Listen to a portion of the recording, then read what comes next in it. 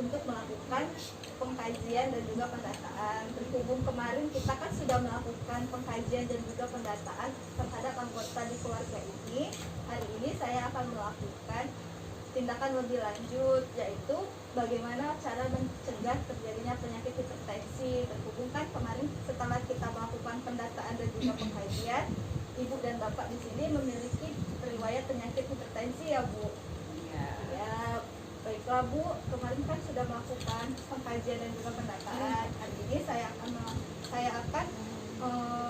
menyampaikan bagaimana cara mencegah agar tidak lagi terjadi penyakit hipertensi. Tapi sebelum itu saya ingin menensi ibu terlebih dahulu untuk memastikan tekanan darah ibu apakah sudah ada perubahan dari yang kemarin dan juga hari ini. Apakah ibu bersedia Bu? Iya. Baiklah ya Bu. Permisi ya Bu, kita akan melakukan tekanan darah ibu.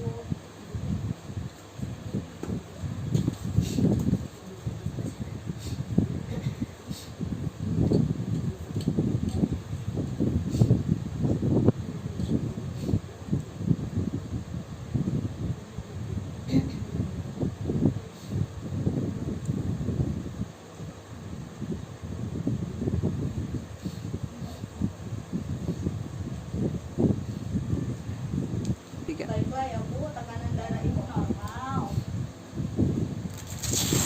Alhamdulillah. Ya, sekarang bapaknya ya Pak, kita tensi terlebih dahulu ya.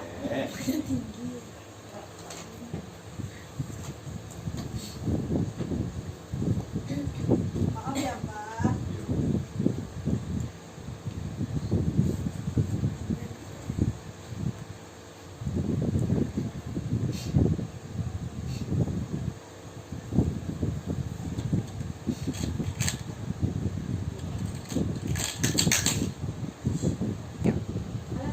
Tekanan darahnya normal ya Pak, 120/80. Tidak ada peningkatan dari yang kemarin ya Pak.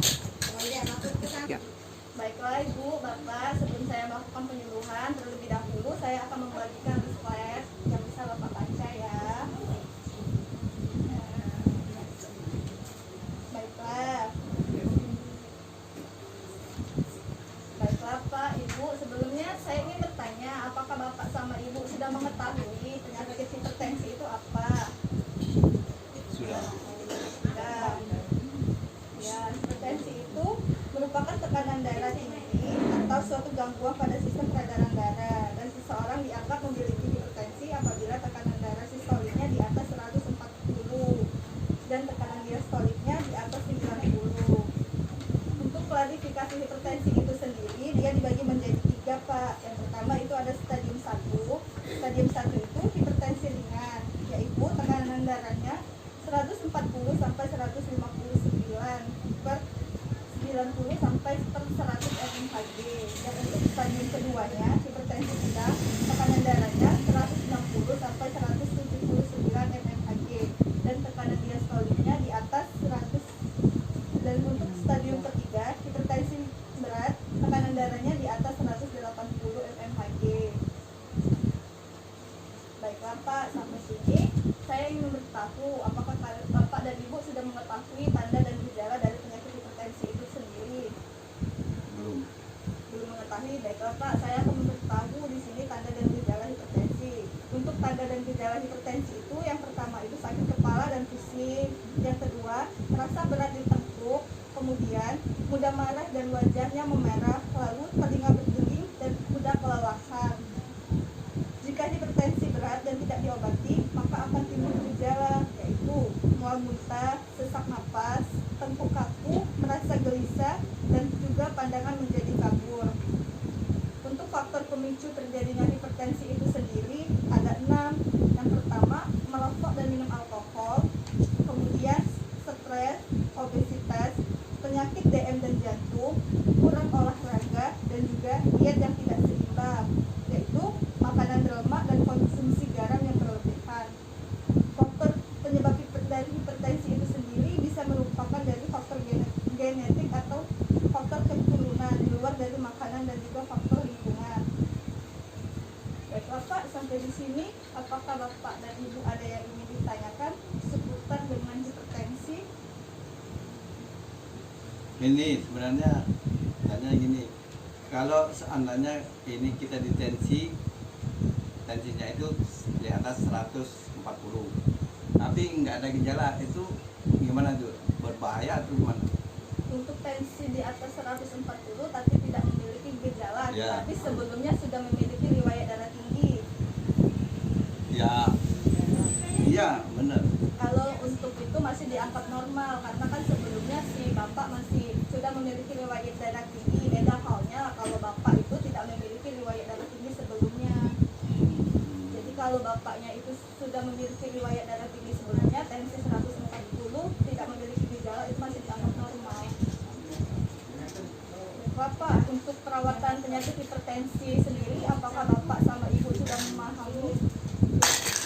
Kalau dari yang Amta dibagikan ini agak paham kami, Pak.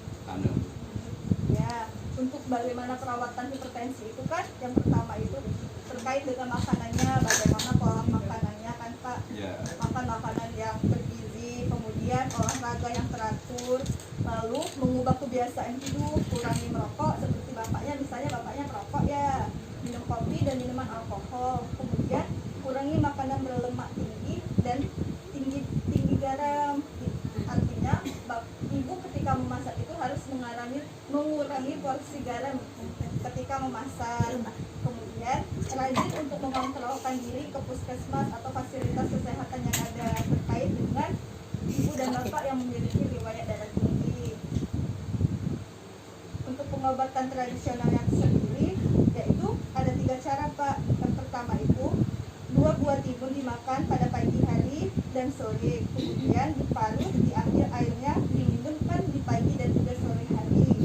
Untuk yang kedua, ibu dan bapak bisa juga untuk meminum belimbing, dimakan pada pagi dan sore hari, diperas dan diambil airnya, lalu diminum juga pada pagi dan sore hari. Kemudian 10 lembar daun salam direbus dalam 2 gelas air sampai rebusannya tinggal 1 gelas dan diminumkan pagi dan sore hari. Baiklah Pak, sampai sini apakah ibu dan bapak masih memiliki pertanyaan terkait dengan seputar hipertensi? Untuk pengobatan tradisional sendiri ini itu dipakai pada hipertensi stadium berapa ini? Untuk pengobatan tradisionalnya ini sendiri biasanya dipakai pada hipertensi yang berat, yaitu tekanan darahnya di atas 180. Tapi kebanyakan orang jika masih memiliki riwayat hipertensinya itu ringan, mereka hanya perlu untuk mengontrolkan diri dan mengatur pola makannya saja, tidak